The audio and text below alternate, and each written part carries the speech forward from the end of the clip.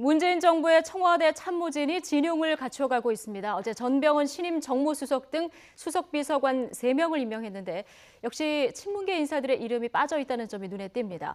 이런 가운데 북한이 어제 새 정부 출범 이후 나흘 만에 도발에 나서서 문재인 대통령은 첫 NSC 회의를 긴급 소집했는데요. 김태현 변호사 그리고 추은호 YTN 해설위원과 함께 관련 얘기 나눠보겠습니다. 두 분 어서 오십시오. 네, 안녕하세요. 예, 안녕하세요. 예. 자, 취임 닷새째인데 참 일도 많고요. 발표할 것도 참 많은 것 같습니다. 그렇습니다. 오늘 오전에도 윤영찬 청와대 국민소통수석이 이제 브리핑을 했는데요. 오늘 스승의 날이지 않습니까? 자, 세월호 기간제 교사 순직 인정 절차를 신속하게 진행하라 이런 지시가 있었던 모양입니다. 예, 그렇습니다. 오늘 윤영찬 수석의 발표가 이제 그 스승의 날과 관련해서 세월호 참사 때 기간제 교사 2분이 순직하지 않았습니까? 예. 그렇지만 지금까지 그분들을 정식 교사가 아니라는 이유로 순직 처리하는 것이 곤란하다 이런 논란이 계속되어 왔습니다. 네. 어떻게 보면 굉장히 소모적인 그런 논란이었는데요. 여기에 대해서 국가인권위원회가 그동안에 순직 처리를 하도록 이렇게 권고를 한 적도 있었고요. 예. 그리고 문재인 대통령도 후보 시절에 이분들의 순직 처리하겠다라는 것을 공약으로 내건 것도 있습니다. 예. 그러니까 이번에 그래서 약속을 이행한 그렇습니다. 거군요. 약속을 예. 이행을 하도록 관련 부처에서 서둘러 절차를 좀 마무리 지어라 이런 지시를 오늘 내렸습니다. 예. 그러니까 비정규직 문제에 특히 이제 관심이 많지 않습니까? 그러니까 정규직, 비정규직 신분 관계 없이 이제 순직 처리해라 이런 어떤 지시로 받아들일 수도 있는 거죠. 그렇죠. 굉장히 적절한 지시였죠. 사실은 예를 들어서 뭐 이 사건을 계기로 해서 뭐 기간제 교사들을 전부 다 정규직 교사 전환하라든지 그런 뭐 비정규직의 정규직 전환 그거랑은 사실은 별개의 문제 아니겠습니까? 예. 비정규직 교사도 기간제 교사도 업무 중에 돌아가셨을 때 정규직 교사와 마찬가지로 순직 처리를 해달라는 어떻게 보면 굉장히 간단한 요구입니다. 그게 이제 현행법이 미비돼서 그걸 못 해왔던 건데 예. 그걸 좀 하라는 어떤 대통령의 지시였기 때문에 저는 굉장히 이건 적절한 지시였다 라고 좋게 평가할 수 있을 것 같습니다. 예. 오전에 나왔던 거 또 하나가 이제 지금 랜섬웨어 관련해서 지금 뭐 전 세계적으로 비상이 걸린 그런 사안인데요. 그 피해 방지 대책 오늘 브리핑도 있었습니다. 조금 이렇게 기민하게 대처를 한다는 인상을 주려는 의도가 있었을까요? 아니면 그 메르스나 사실 이전 정부에서 보면은 뭐 지진이 일어났을 때 초동 대처가 좀 미흡했기 때문에 문제가 된 적이 많지 않았습니까? 그렇습니다. 과거 경우에는 이런 사건을 이런 일들을 청와대에서 발표를 하지를 않았었죠. 그렇죠. 하지만은 오늘 윤영찬 국민소통 수석이 정례 브리핑에서 이 문제 랜섬웨어 문제에 대해서 언급을 했는데 사실 이 문제에 대한 정부 부처를 보면 미래창조과학부 관련돼 있을 거고요. 예. 그리고 인터넷진흥원이라든가 아니면 국가정보원도 관련이 돼 있을 겁니다. 국가정보원이 이제 사이버 그 국가 그 단계를 이렇게 어떻게 한 단계 좀 어제 그 승격하지 않았습니까? 이렇게 여러 부처로 흩어져 있는 업무들을 국가 비상사태로 규정할 수도 있는 거죠. 이런 것들을 청와대에서 종합적으로 관리하겠다. 청와대에서 이런 사태를 그냥 그 조정만 하는데 그치는 것이 아니라 예. 청와대에서 직접 나서서 국가 위기를 적극적으로 초동에서부터 하여튼 관리를 하겠다라는 그런 의지를 보여준 것이 아닌가라고 생각해 볼 수 있습니다. 예. 그렇죠. 사실은 이게 지금 저도 방송 들어오기 전에 그 인터넷을 봤더니 실검 1위, 2위, 3위가 보호나라, 그다음에 뭐 윈도우 업데이트, 예. 랜섬웨어 이렇게 돼 있더라고요. 결국 이 랜섬웨어와 관련된 것들의 검색어 1, 2, 3위를 차지한 거 보면 이 네티즌들뿐만 아니라 일반 국민들은 사실 이 부분에 대해서 굉장히 관심이 있다는 거 아니겠습니까? 네. 우리나라 IT 강국이고 집과 사무실 컴퓨터 없는 곳이 없고 인터넷망이 워낙 잘 깔려져 있으니까 이런 어떤 그런 것들에 대해서 오히려 취약할 수 있는 부분이거든요. 그렇죠. 이게 사실은 청와대든 아니면 정부 부처들이 초기에 진화하지 않았을 경우에 많은 PC가 감염되게 되면 어디로 그 불똥을 튈지도 모르는 부분이기 때문에 정권 초기에 이런 문제들로 인해서 또 구설에 오르지 않기 위해서 초기에 적절하게 대응한 부분에 대해서 높게 평가할 수 있을 것 같습니다. 예, 이 랜섬웨어가 이제 중요한 파일을 암호화시켜가지고 돈 주면 이 암호 풀어주겠다. 자, 이렇게 네. 지금 공격이 들어오는 건데 이 암호가 너무 강하답니다. 그래서 지금 전 세계적으로 지금 문제가 되고 있는데요. 오늘 기민하게 대처하는 이런 모습을 일단 보여줬습니다.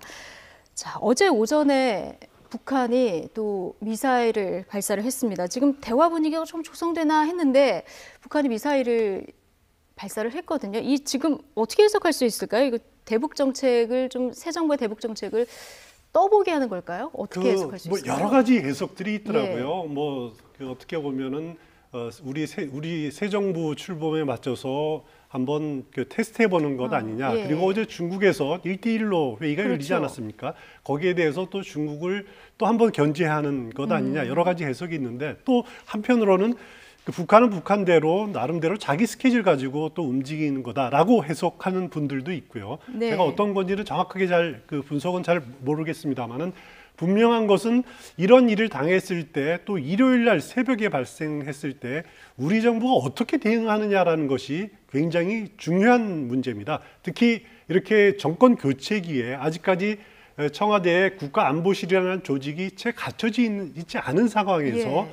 그냥 자칫하면은 이 문제를 느슨하게 처리할 수도 있었거든요. 하지만 어제 그 청와대의 대응 태도를 보니까 북한이 미사일 발사한 지 21분 만에 곧바로 그 청와대에서 임종석 비서실장이 보고를 받았고 예. 그리고 또 곧바로 대통령에게 보고를 하고 예. 하는 절차가 굉장히 신속하게 진행이 됐습니다. 이 거기다 절차가 41분 만에 이제 그렇습니다. 또 대통령까지 NSC 보고가 됐더라고요. 예. 상임위원회까지 개최되고 대통령이 직접 주재를 하고 하는 것들이 신속하게 진행이 된 것으로 봐서 어떻게 보면은 물론 이제 새 정부 출범 초기에 다들 긴장해 있기 때문일 수도 있지만은 그래도 이런 국가적 위기 상황에 대해서 빈틈이 없다. 그리고 국민들의 안보 불안감을 당연히 잠재우고 해소시키는데 주력하는 모습들이 저는 아주 신속하게 진행되는 모습이 잘 처리됐다 이렇게 평가하고 싶습니다. 예.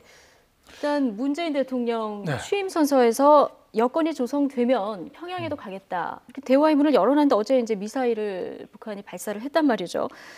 그래서 어제 대화의 문을 완전히 닫지는 않겠지만 북한이 오판해서는 안 된다. 네. 자, 강력한 이제 메시지를 내놨습니다. 이 상황에서 지금 뭐 강경한 입장을 보일 수밖에 없는 상황이죠. 그러니까 어제 이제 제가 그 청와대의 전반적인 대응 속도, 그 다음에 문재인 대통령이나 합참의 어떤 발표 워딩을 보면서 느낀 건 문재인 대통령의 후보 시절부터 상당히 많이 준비를 했다는 점이에요.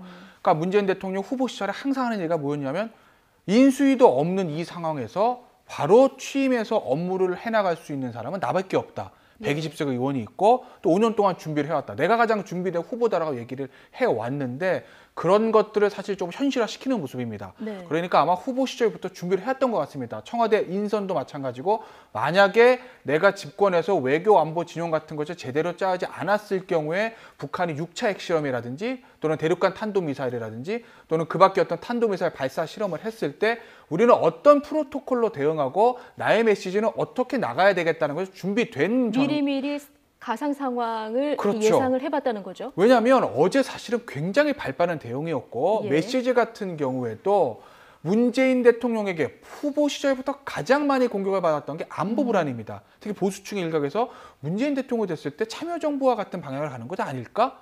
북에 대해 너무 유화책을 하는 것이 아닐까? 무조건 대화를 하는 것이 아닐까? 핵실험이나 미사일 실험에 대해서 잘 대응을 못하는 것이 아닐까라는 그런 안보 불안의 메시지가 있었는데 문재인 대통령 입장에서는 그 부분이 아마 신경이 쓰였을 거예요. 예.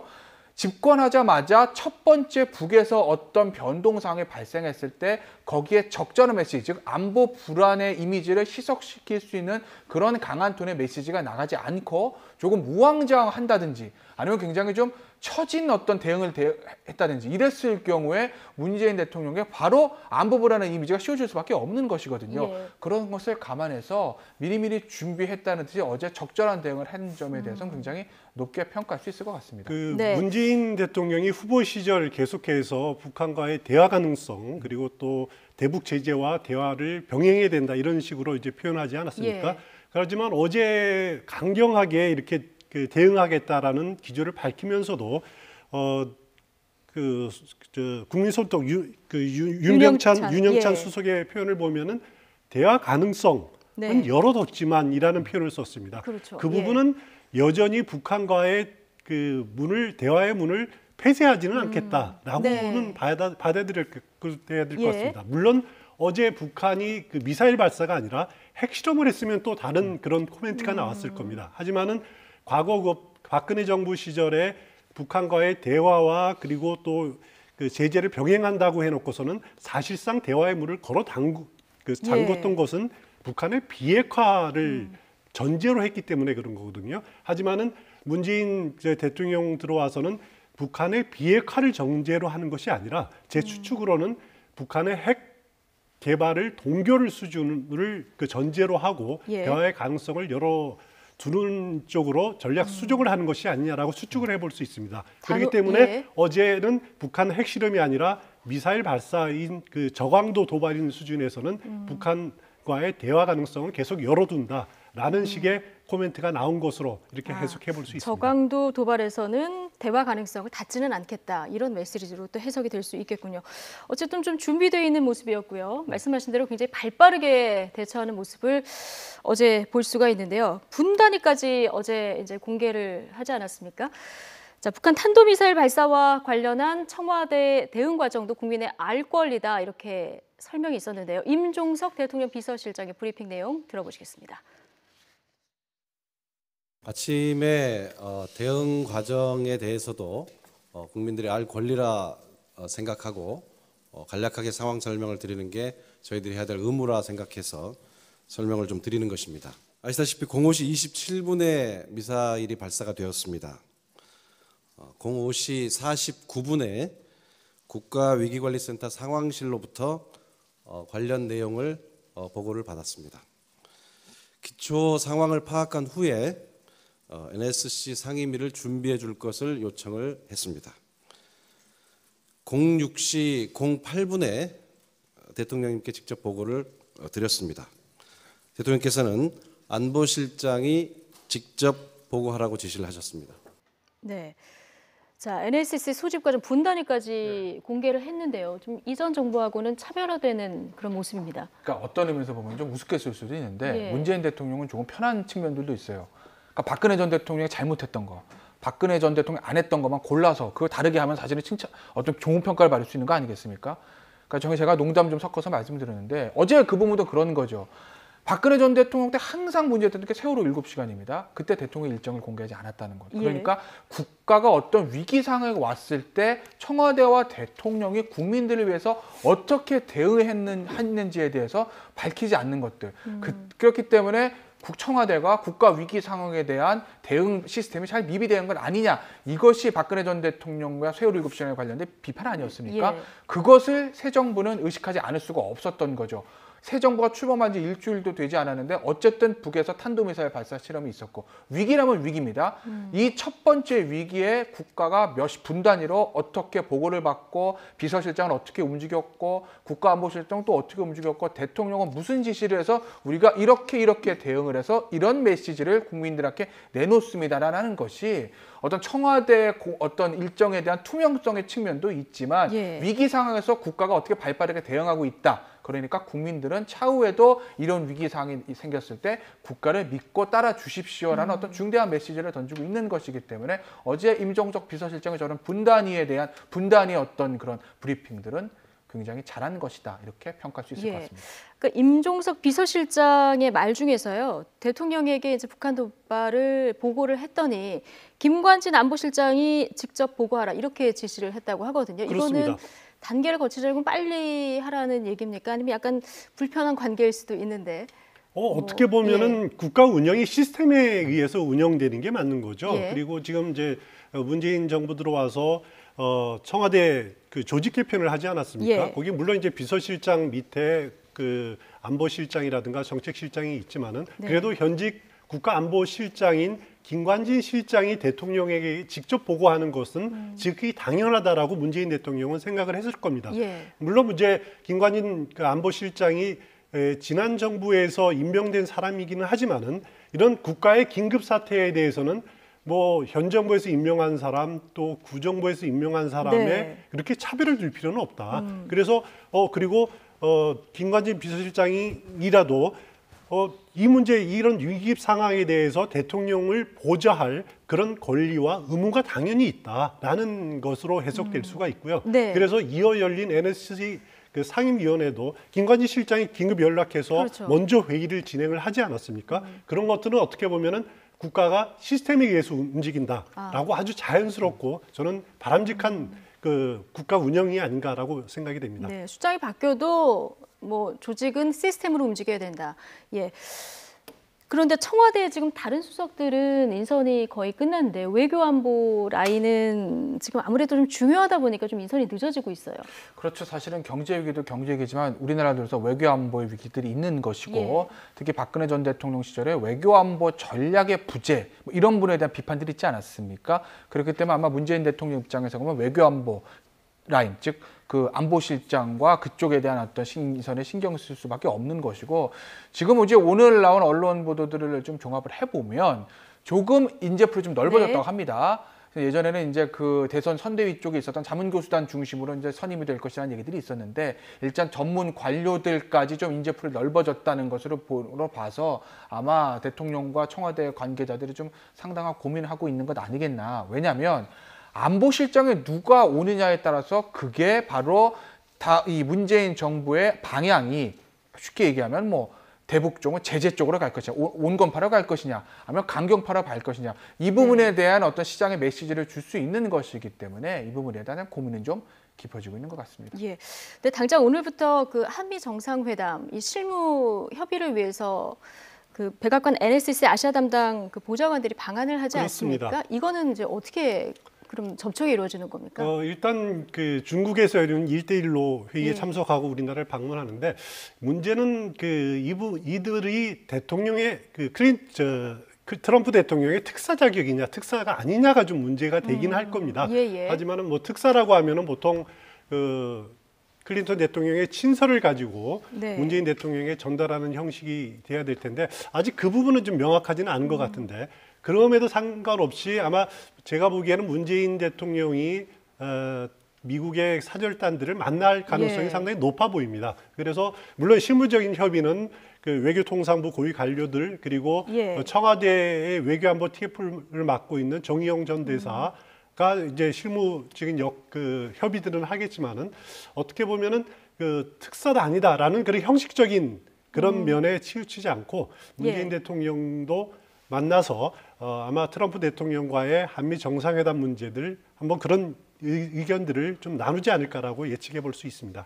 네, 주요국 특사단을 파견하는 거는 노무현 정부 때 실시가 돼서 지금까지 관리가 된 거라면서요? 대통령 특사는 뭐 여러 번 있었습니다만은 예. 한반도 주변 4강국 미국 그리고 일본, 중국, 러시아에 이렇게 동시에 보내는 것은 노무현 전 대통령 시절부터 관리화돼서 지금까지 이어지고 있는데 네. 뭐 아시다시피 주미 특사에는 그 홍석현 전 JTBC 회장이 그 임명이 됐고요. 그리고 중국은 이해찬 의원이죠.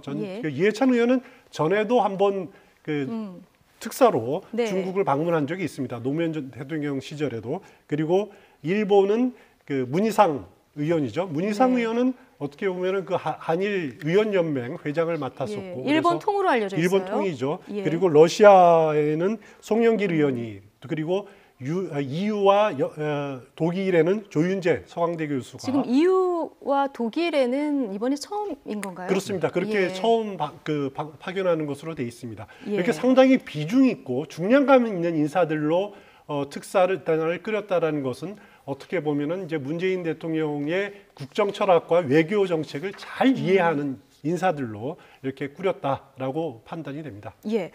자, 어제 공석으로 남아있던 청와대 수석비서관 5자리 가운데 이제 3자리가 채워졌고요. 그러면 이제 정책실 경제수석 그리고 일자리 수석 이렇게 남은 건가요? 그렇죠. 예. 그렇지만 경제수석과 일자리 수석이 남았는데 더 중요한 건 이제 사실 어떤 의미에서 정책실장입니다. 실장이죠. 예. 그러니까 정책실장이 이제 경제수석이랑 일자리 수석을 좀 통할하게 되기 때문에 정책실장이 좀 중요한 것인데 뭐 일의 순서가 있겠지만 아마 문재인 대통령 입장에서 보면 비서실장이 가장 급했을 거고 3실장 중에서요.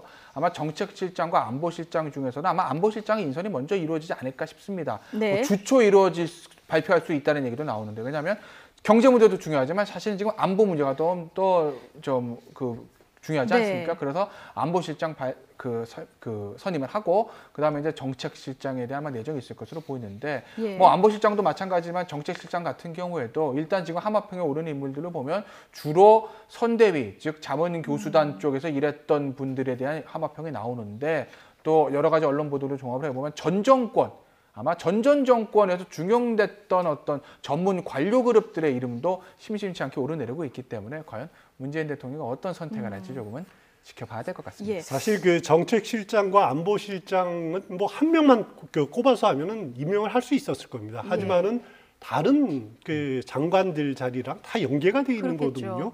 예를 들어서 정책실장 경우에도 그럼 경제부총리 누구 할 것이냐, 뭐 그런 문제. 그리고 그렇죠. 안보실장도 국가안보실장도 그러면은 외교통상부 또 뭐 통일부 예를 들어서 또 저기 국방부 장관 누구 할 거냐. 그 중에 이렇게 하다 보면은 검증 과정에서 낙마되는 사람들도 있을 거거든요. 네. 그런 여러 가지 점들을 다 고려해야 되기 때문에 꼼꼼하고 신중하게 진행될 수밖에 없는 그런 작업인 것 같습니다. 그렇군요. 어제 임명된 3명의 수석 가운데 하승창, 김수현 두 수석은 박원순 시장 쪽 인물로 분류가 되고 있고요. 지금 전병헌 수석도 친문 핵심은 아니잖아요. 그렇습니다. 그 박원순 시장과 가까웠던 인사들이 이 정부 들어서 굉장히 많이 청와대에 포진이 됩니다. 당장 임종석 그 비서실장도 박원순 시장 시절에 정무 부시장을 하지 않았습니까? 그 후임이 그 요번에 그 사회혁신 수석으로 임명된 하승창 수석이죠. 네. 하승창 그 수석도 정무 부시장을 했었고, 그리고 김수현 수석도 그 서울시정연구원 연장을 했었죠. 어떻게 네. 보면 굉장히 가까운 그 박원순 시장과 가까운 사람들이 많이 임명이 됐습니다. 예. 거기에 이제 그 정무수석으로 임명된 전병헌 수석 경우에는 물론 이제 그 친 정세균계다 이렇게 그 분류되고 있는데 삼선 의원이고 굉장히 전략통 인물입니다. 그리고 친문계는 아니었죠. 네. 친문계는 아니었는데도 어떻게 보면은 그 당의 당의 최고위원과 그리고 원내대표까지 지낸 그런 비중감 있는 인물들을 그 청와대에서 국회 그리고 야당과의 소통 창구로 이렇게 임명했다라는 것은 그만큼 그 정무 쪽에 굉장히 힘을 전병헌 그 수석한테 실어주는 그런 인사라고 판단이 됩니다. 그렇군요. 자, 이 임종석 비서실장뿐 아니라 하승창 사회혁신수석 그리고 김수현 사회수석까지 지금 얘기를 한 대로 박원순 밴으로 지금 불리는 사람들이 일개 참모진으로 많이 합류를 했는데요. 지난달 문재인 대통령이 대선 후보 시절에 박원순 서울시장을 방문한 자리에서 한 이야기가 새삼 회자가 되고 있습니다. 한번 들어보시죠. 서울시의 검증된 정책들 또 검증된 인재들 제가 최대한 활용하고 싶습니다. 다음 정부는 박원순 시장과 함께 만들어 나가겠습니다. 과거에 37년이 넘는 기간 동안 저희들은 동지였고 현재도 동지이고 또 앞으로도 동지입니다. 새로운 대한민국의 길을 함께 걷겠습니다. 네, 이미 저 자리에서 박원순 시장과 함께 만들어 나가겠다 이런 약속을 했고 지금 한 4명 정도 그러면 그렇습니다. 포진이 된 건가요? 앞서 말씀드린 이제 세 분 말고도 조현옥 인사수석 경우에도 서울시 여성 가족 정책관을 했었죠. 그래서 네. 정책실장을 했었죠. 그래서 박원순 시장의 때 임명됐던 일했던 인사들이 이번에 문재인 정부 청와대 1기 멤버로 상당히 많이 기용된 그런 모습을 볼 수 있습니다. 예, 그렇군요. 자, 이낙연 총리 후보자 인사청문회 날짜가 정해졌습니다. 앞서 이제 25일에서 26일로 들어왔었는데요. 다시 정정이 됐네요. 24일에서 25일.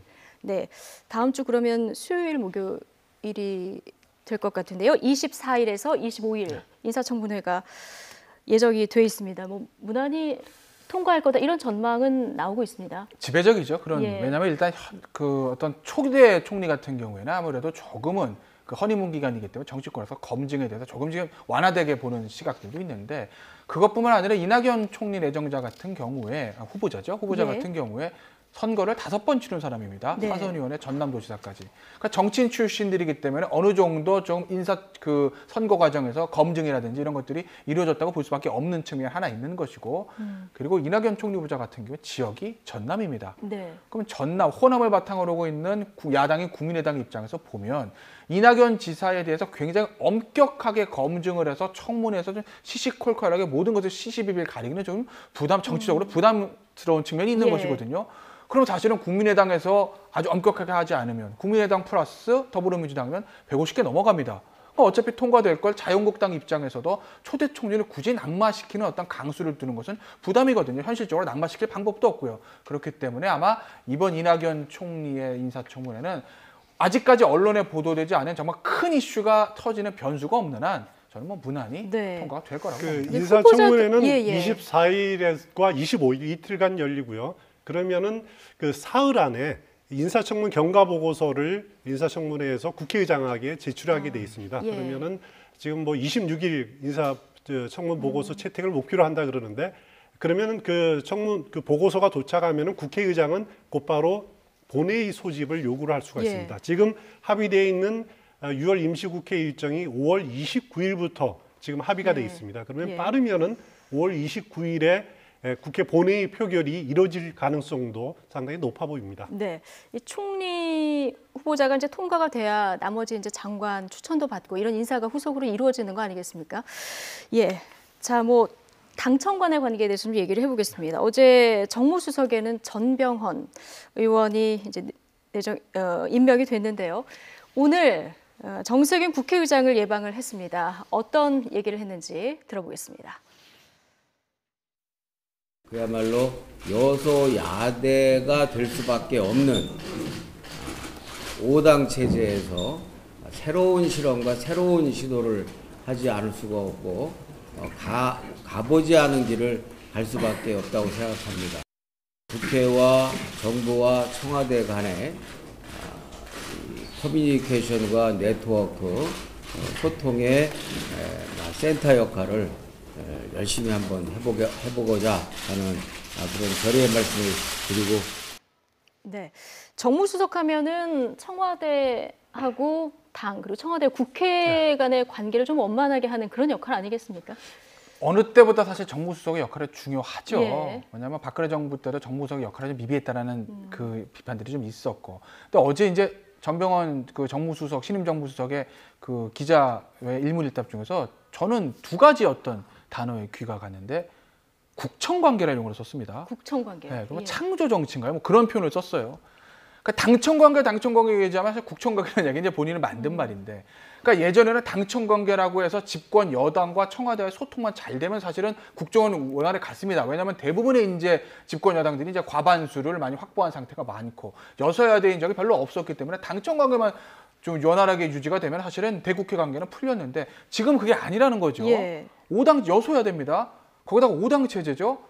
과반수 넘는다고 해서 인사청문회는 되는 기수 없습니다. 실질적으로 180석 넘어야 되지 않습니까? 국회 선진화법이라는 존재가 있으니까요. 그렇기 때문에 정무수석이 단순히 집권 여당뿐만 아니라 사야당과의 관계도 원활하게 하는 어떤 중대한 어떤 임무를 쥐고 있는 것이기 때문에 어제 이제 정병헌 신임 수석이 국청관계, 그다음에 뭐 창조정치 뭐 이런 어떤 표현을 썼던 거로 보이고, 정병헌 법무수석이 사실은 굉장히 이제 전략기획통으로 잘 알려져 있고, 그리고 야당 그 국회의원 할 때도 성품 자체가 굉장히 모나지 않은 것으로 알려져 있거든요. 예. 그렇기 때문에 아마 두루두루 또 신망이 높기 때문에 그런 본인이 얘기했던 국청관계를 잘 풀어갈 수 있을 것이다. 뭐 이렇게 한번 기대를 해보겠습니다. 예. 오늘 오전에는 정세균 국회의장하고 4당 원내대표가 이제 새 정부 출범 이후 처음으로 회동을 했는데, 말씀하신 대로 지금 여소야대 정부가 아니겠습니까? 그렇습니다. 앞으로 이 협치 부분 어떻게 될까요? 이제는 협치는 선택이 아닙니다. 네. 협치는 필수입니다.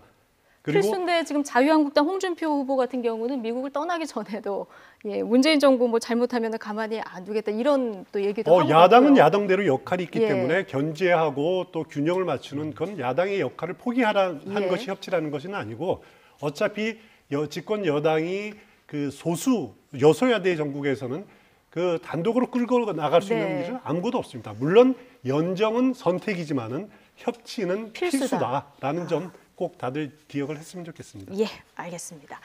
지금 취임 오늘이 닷새째죠. 닷새째인데 정말 많은 일들이 지나갔습니다. 탈권위 소통 행보, 대통령도 그렇고요.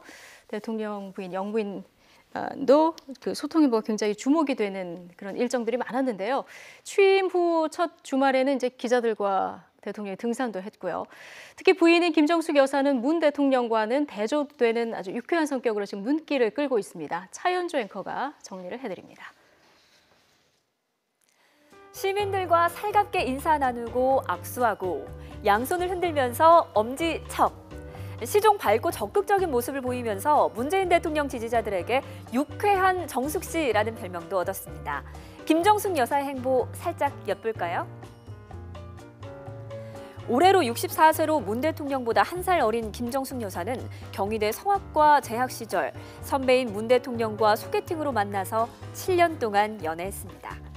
연애 시절 일화입니다. 김 여사가 일부러 문 대통령 앞에서 담배를 물었답니다. 내 여자는 안 돼라고 할지 궁금했다는데 담배는 너의 선호인데 내가 왜 참견을 하느냐라는 답이 돌아왔다고 합니다. 그 모습이 더 남자다워 보여서 반했다는 김 여사. 구치소, 특전사, 고시공부까지 야무지게 뒷바라지를 했고 문 대통령이 사법고시에 합격한 뒤 100년 가약을 맺었습니다. 프로포즈도 김 여사가 나랑 결혼할 거야 말 거야 빨리 말해 라고 먼저 물었다는 이야기는 유명하죠. 이번 선거운동에서도 호남 특보를 자처하며 내조의 여왕 역할을 톡톡히 했습니다. 호남을 매주 찾아서 마을회관에서 자고 목욕탕을 찾아서 수다를 떨며 바닥 민심을 살폈습니다. 대통령이 된 남편을 기쁨 반, 걱정 반의 눈빛으로 지그시 바라보는 모습도 여러 차례 카메라에 잡혔는데요. 김 여사는 관저에 입주하기 전 사저로 찾아온 민원인들의 이야기도 잘 들어줬습니다. 배가 고프다는 한 민원인의 외침에 민낯에 슬리퍼 차림으로 나와 라면을 끓여주겠다며 손을 잡고 집으로 데려갔고 또 다른 민원인의 하소연을 듣고 눈물을 훔치며 어깨를 다독여주기도 했습니다. 청와대 관저로의 이삿짐도 직접 꾸렸는데요. 관저에 들어가면서는 직원들에게 친하게 지내요라면서 인사를 돌았다고 전해집니다. 청와대는 김정숙 여사의 호칭과 관련해 영부인 말고 이렇게 여사님으로 불러달라고 요청했습니다. 실제 김 여사가 참모진에게 권위적인 호칭은 어색하니까 예의를 갖추려면 여사님 정도로 해달라는 의사를 전했다고 합니다. 오늘 아침에는 집무실로 출근하는 문 대통령을 직접 미소로 배웅한 김 여사. 다른 영부인들과 조금은 다른 김 여사의 행보가 청와대 안팎에 새로운 바람을 불러오고 있습니다. 자, 지금 차현주 앵커가 마지막 질문으로 던졌는데 새로운 영부인 모델이 나올까요? 어떻게 보십니까?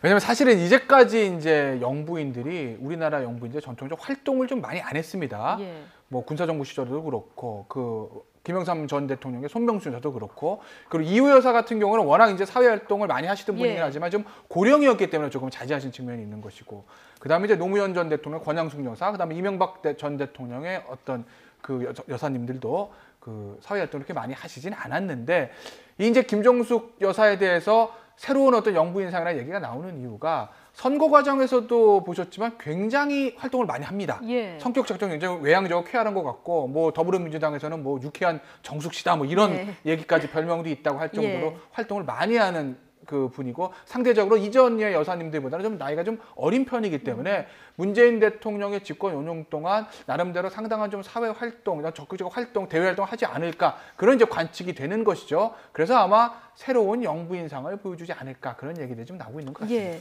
우리 역대 대통령 영부인들이 적극적으로 이렇게 전면에 나서지 않은 것은 대개 그만큼 이제 우리 사회가 유교적인 전통이 강하고 또 이제 보수적인 측면이 많지 않았습니까? 물론 이제 그 영부인의 상징하면은 고 유경수 여사를 떠오르는데 그 부분은 많이 활동을 물론 하셨죠. 하지만은 그 김정숙 여사 경우에는 제가 보기에는 조금 더 그 다른 영부인들보다는 적극적인 활동에 나설 가능성도 저도 상당히 높아 보입니다. 그렇지만은 어떤 방향이냐, 뭐 정책에 개입한다든가 이런 것들이 아니라 우리 사회에서 좀 어둡고 소외된 분들 이런 부분들을 좀 보듬어주고 챙겨주는 그런 역할들을 그 새로운 그런 역할들을 하는 새로운 영부인상을 만드는 것도 괜찮지 않을까라는 그런 생각을 아마 합니다. 미국의 이제 영부인처럼 가지 않을까. 미국 같은 경우에 미셸 오바마 여사도 그렇고 예전에 힐러리 클린턴도 그렇고 영부인들이 딱 중요시하는 어떤 정책적인 측면들이 있지 않습니까? 미셸 오바마 같은 경우 막 건강보험, 그 교육이라든지 이런 부분들, 그러니까 그런 부분들을 아마 영부인의 어젠다로 삼아서 앞서 그 추은호 국장께서도 말씀하셨듯이, 네. 해설위원께서 말씀하셨듯이 한 분야, 예를 들면 뭐 무슨 뭐 미혼모라든지 예입니다. 미혼모라든지 아니면 뭐 저소득층 자녀의 교육 문제라든지 그 부분은 아마 영부인의 어젠다로 삼아서 5년 내내 아마 그 부분에 대해서 좀 집중 투자하고 그쪽으로 활동할 가능성이 좀 있다고 보입니다. 근데 저희가 이제 사진이나 화면으로 계속 보여드리고 있는데요. 이렇게 베란다 밖으로 화장 안 한 민낯으로 이렇게 손을 흔드는 모습이라던가 네. 직접 이렇게 캐리어를 들고 나와서 이사하는 모습 이런 부분에 있어서 국민들이 참 어떻게 보면 좀 낯설다. 자, 저게- 이런 느낌을 받는 것 같긴 합니다. 그렇죠. 저게 예. 사실은 어떻게 보면 정상적인 모습입니다. 예. 그러니까 굉장히 대통령 친근하고. 예. 친근하고 그 로얄 패밀리라고 하죠. 대통령 가족과 일반 시민들과의 담벼락을 낮추고 심리적인 거리 또 물리적인 거리를 좁히는 게 중요한 건데 이전까지 대통령의 로얄 패밀리는 사실 그러지 못했던 것 아니겠습니까? 예. 아무래도 좀 큰 어떤 담벼락이 시민들 사이에 쳐 있었는데 네. 아마 그런 부분들을 대해서 문재인 대통령 측이 굉장히 의식하는 것 같습니다. 더군다나 그 전임 대통령 시절에 그런 부분에 대해서 워낙 어떤 비판적인 시각들이 좀 있었고 결국 그런 것들 때문에 뭐 탄핵까지 온 것이 아니냐라는 그런 어떤 분석들도 있기 때문에 국민들이 지금 이 시점에서 대통령 가족에게 무엇을 원하고 있는지 일단은 문재인 대통령과 영부인인 김정숙 여사는 지금 정확하게 파악을 하고 있는 것 같다. 이렇게 예. 말씀드릴 수 있을 것 같습니다. 저희가 이제 그래픽이 다시 준비가 되면 좀 보여주시면 좋을 것 같은데 화면을 찾다 보니까 남편인 문재인 대통령을 굉장히 지그시 바라보는 이 김정숙 여사 모습이 여러 차례 화면에 이제 포착이 됐거든요. 프로포즈도 이제 먼저 할 만큼 남편의 사랑이 굉장히 크다 이런 느낌이 좀 들기도 합니다. 그 화면을 보시면요, 예. 뭐 그런 화면들이 가끔 있어요. 뭐 지금 뭐 보시면 뭐 유튜브 영상 같은데 보시면 뭐 김정숙 여사하고 문재인 대통령하고 소위 말하는 우리 달달한 모습이라고 하지 않습니까? 네. 그런 것들이 이게 나타나는데 김정숙 여사가 활달하게 막 이렇게 뭐 애정 표현하고 그러면 문재인 대통령 같은 경우는 이제 뒷짐 짓고 그냥 지그시 계시는 그런 것들이 나오거든요. 그런데 네. 문재인 대통령 얼굴을 보면 만면에 미소가 띄었습니다. 그만큼 또 부인에 대한 또 사랑이 또 좀 절절하다는 거겠죠. 네, 어제는 하루 종일 또 민원인에게 라면을 대접한 일이 또 화제가 계속 되기도 했습니다. 근데 사실은 라면이 아니고 족발까지 안에서 먹고 왔다 이런 얘기가 또 전해지더라고요. 그렇죠. 그 버전이 이제 두 가지인데 말씀하시는 대로 이제 족발까지 먹고 왔다는 버전도 있고 예. 또 하나는 이제 버전은 어떤 버전이 있냐면 그 라면을 대접하려고 김정숙 여사가 지금 들어오시라 그러는데 그분이 또 이게 갑자기 대통령 사저에 들어서 라면 끓여 먹기는 좀 민망해서 못 들어가고 그 컵라면이라고 하죠. 그 컵라면 하나 받아서 나왔다. 그리고, 예. 뭐 이런 그 버전들도 있는데 뭐 족발을 드셨건 라면을 끓여 드셨건 컵라면을 드셨건 간에 어쨌든 그런 민원인 사실 민원인 입장에서 보면 그 대통령 영부인에게 얘기한다고 뭐 해결되진 않을 겁니다. 예. 근데 다만 본인이 이렇게 억울한 거를 가장 최고위층인 대통령과 그 여사님이 들어줬다는 데에 대해서 카타르시스를 느끼고 네네. 해결된 건 이상의 어떤 마음의 위안을 얻을 수 있는 건 아니겠습니까? 어쨌든 영부인이 그 민원인의 어떤 얘기를 같이 공감하고 들어줬다. 이 점에서 굉장한 의의를 찾을 수 있을 것 같습니다. 예, 문재인 대통령은 첫 주말이었는데요. 그 대선 기간 동안 자신을 전담 취재한 기자들은 이제 마크맨이라고 하는데 이 기자들하고 이제 등산을 했는데요. 기자들 입장에서 좀 힘들 것도 같았을 것. 그래도 있었을 것 대통령께서 같습니다. 북악산을 같이 방문하자 그랬죠. 예. 문재인 대통령은 그 등산맨입니다. 등산광입니다. 히말리아 트레킹을 네 차례나 했었고요. 네. 그리고 기억하시겠지만은 투표 당일날, 선거 당일날도 투표하고 부인 김정숙 여사랑 같이 뒤에 홍은덕 뒷산을 또 방문하지 않았습니까? 첫 일요일에 좀 쉬었으면 어떻겠느냐라고 하는 그런 참모들 건의에도 그거를 뿌리치고 북악산을 기자들하고 같이 예. 등산을 하고 또 거기서 간담회도 갖고 삼계탕으로 오찬까지 같이 하는 일정을 오히려 기자들이 가졌습니다. 더 힘들어했다 이런 얘기도 전해지더라고요. 예. 자, 문재인 대통령하고 함께 청와대에서 할 동물들도 이제 결정이 됐다면서요. 예, 그 이제 그 한자 후보 시절부터 가장 유명했던 그 풍산개 마루라고 하죠. 예. 그 마루는 당연히 이제 청와대에 들어가는 거 퍼스트 독이라고 백악관에서 그렇게 부르는데 네. 퍼스트 독으로 마루는 당연히 된 거고 그다음에 이제 고양입니다. 뭐 찡찡이라고 부르는 그 고양이도 이제 같이 이제 들어가는 건데 문제는 이제 지금 사진에 나오는 저 개 톨이라고 불리는 유기견입니다. 그러니까 우리 뭐 소위 말해서 순종이 아니고 뭐 잡종이라고 하지 않습니까? 그 잡종이라고 하는데 저 개가 사실은 그 어떤 폐가에서 살고 있다가 도살되기 직전에 동물보호단체에서 극적으로 구조한 그 개라고 하거든요. 예. 그런데 이제 저 개의 사연을 알게 되면서 후보 시절에 문재인 당시 후보가 예. 아, 내가 집권해서 청와대 들어가면 이 유기견도 내가 입양해서 청와대에 데리고 들어가겠다라는 얘기는 했었고, 실제로 당선된 후에 저 유기견 토리를 청와대에 같이 퍼스트 독을 데리고 들어가는 거죠. 그런데 어떤 보도를 보니까 전 세계를 통틀어서 퍼스트 독은 많은데 예. 원래 키우고 있던 반려견이 아니라 유기견을 퍼스트 독으로 데리고 간 사례는 이 토리가 최초라고 합니다. 아, 그런가요? 그렇군요. 자, 마지막 요 문제 하나만 좀 짚고 갈게요. 이번 정부의 사실 기대감이 가장 높은 게 검찰 개혁 아니겠습니까? 그렇습니다. 지금 정윤회 문건 파동 사건에 대해서 자체 조사 방침을 밝혔고요. 지금 더불어서 경찰에서는 또 최경락 사건 재수사에 지금 착수를 한 그런 상황인 거죠. 그렇습니다. 지금 오늘 뭐 김수남 검찰총장이 오늘 오후 3시에 이임식이 이임식을 하는데 상당히 그 민정수석, 조국 민정수석이 그 정윤회 문건을 다시 들여다보겠다라고 하는 것은 저는 그 어떻게 보면 검찰 개혁을 겨냥한 것이다라는 생각이 듭니다. 예. 왜냐하면은 그 당시에 서울지검장, 서울중앙지검장을 퇴임하는 그 김수남 검찰총장이 하고 있었거든요. 총지휘를 하고 있었기 때문에 사실 지금 현 검찰 조직도 이 부분에 대해서는 이렇게 자유로울 수 없는, 물론 그런 입장이 있을 겁니다. 그래서 검찰 개혁과 더불어서 정윤회 문건에 대한 민정수석실 차원의 내사를 꺼내들었다라고 하는 것은 어떻게 보면은 검찰을 향해서 네. 검찰 개혁을 받아들이지 않으면은 이런 식의 계속 압박을 가할 수도 있다라고 하는 분명한 경고 메시지로 해석이 됩니다. 네. 최경락 사건 재수사까지 검찰 개혁과 맞물린 경찰의 이런 움직임 어떻게 보십니까? 글쎄요, 검찰 개혁과 맞물리는 경찰의 움직이라고 말씀하시면 일단 뭐 검경 수사권 조정 얘기가 안 나올 수 없죠. 네. 일단 경찰 입장에서 뭐 이 검경 수사권 조정과 경찰의 수사권 독립 문제가 어떤 의미에서 보면 본인 그 조직의 가장 큰 중대한 사명이라고 볼 수도 있는데, 사실은 그동안 추진될 뻔하다가 여러 번 그 벽에 부딪히지 않았습니까? 예. 그런데 이번에 이제 그 검찰이 워낙 지금 코너에 몰려 있기 때문에 이번 정권에서는 그것을 뭐 그 경찰의 수건을 이룰 수 있는 가장 큰 기회라고 생각하는 것 같습니다. 근데 다만 제가 꼭 한 말씀 드리고 싶은 건 이 권력, 특히 이 수사권 같은 권력은 어쨌든 한 기관에 가게 되면 그 기관에서 남아있는 동안 또 다른 폐하가 생길 수밖에 없는 것이거든요. 예. 그러니까 검찰이 수사권과 기소권을 가지고 있어서 검찰의 폐해가 있다. 그래서 수사권을 일부 경찰로 독립시켜준다. 뭐 지금은 그런 문제가 해결될 수 있겠지만 그 경찰이 또 수사권을 가지고 있다가 보게 되면 시간이 지나면 그 경찰의 수사권 남용의 문제도 생길 수밖에 없는 노릇이다. 결과적으로는 그렇죠. 정권으로부터 수사권을 독립시키는 것. 이것이 가장 그렇죠. 기본적인 해결 방법 그러니까 아니겠습니까? 누가 수사권, 기소권을 가지고 있다든지 그 기관에 대한 또 권력을 견제할 수 있는 장치는 반드시 필요하다. 검찰뿐만 아니라 경찰도 굉장히 마찬가지입니다. 중요한 지적을 해주셨는데 예. 경찰 문제에 대해서 말씀드리면 경찰이 굉장히 조직이 커질 수밖에 없습니다. 만약에 검경 수사권 조정이 이루어져서 수사권을 가지고 온다뿐만 아니라 어떻게 보면 지금 국정원의 대공수사 기능도 경찰에 이양하겠다는 것 아닙니까? 예. 그리고 청와대 경호실도 궁극적으로 폐지해서 경찰청 산하 경호국으로 이관하겠다라고 하는 예. 그런 조직이 굉장히 비대해지는 문제가 있습니다.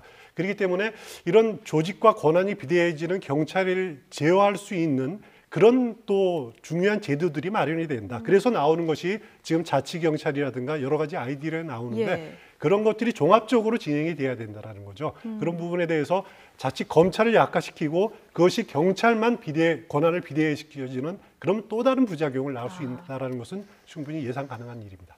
뭔가 이제 세부적인 정책이 뒷받침되지 않으면 수사권 조정만으로는 이제 해결이 안 되는 문제다 이렇게 볼 수도 있겠군요. 그렇습니다. 네, 여기까지 듣겠습니다. 김태현 변호사 그리고 추은호 YTN 해설위원과 함께했습니다. 두 분 고맙습니다.